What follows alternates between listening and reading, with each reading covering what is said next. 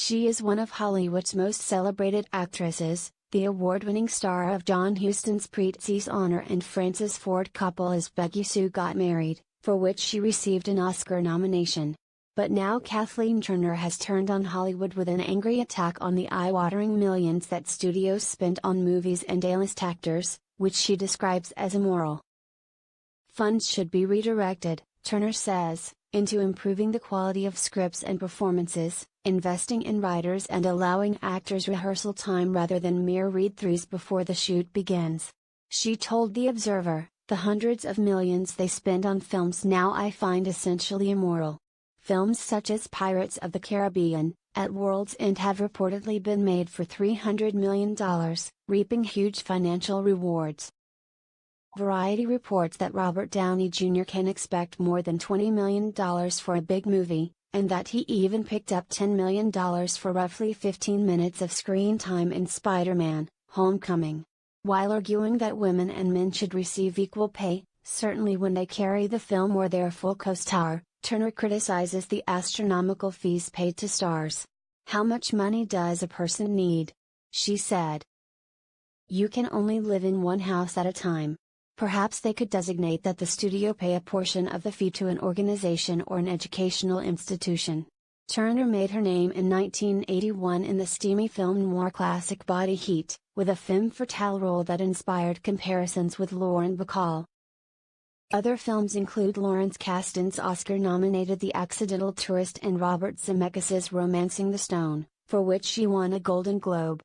Her acclaimed stage roles include Mrs. Robinson in The Graduate.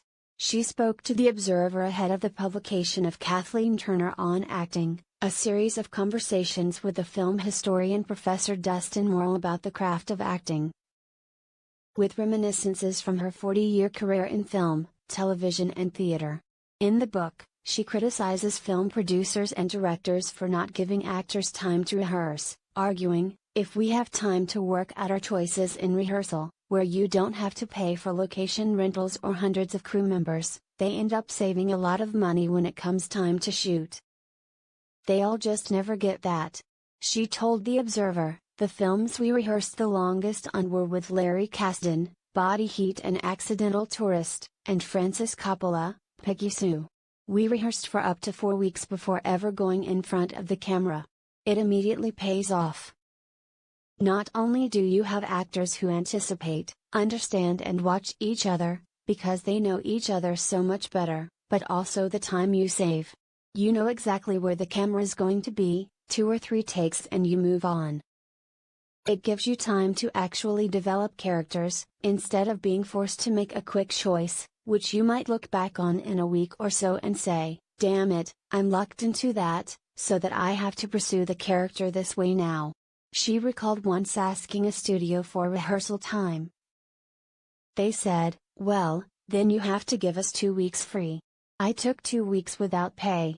Venice Film Festival 2018, All-Star Lineup. Despite lack of female filmmakers, read more. Recalling her struggle to persuade producers that she could play different roles, she is critical of the industry for typecasting actors rather than exploring their abilities. "They don't think that there's something else you might do.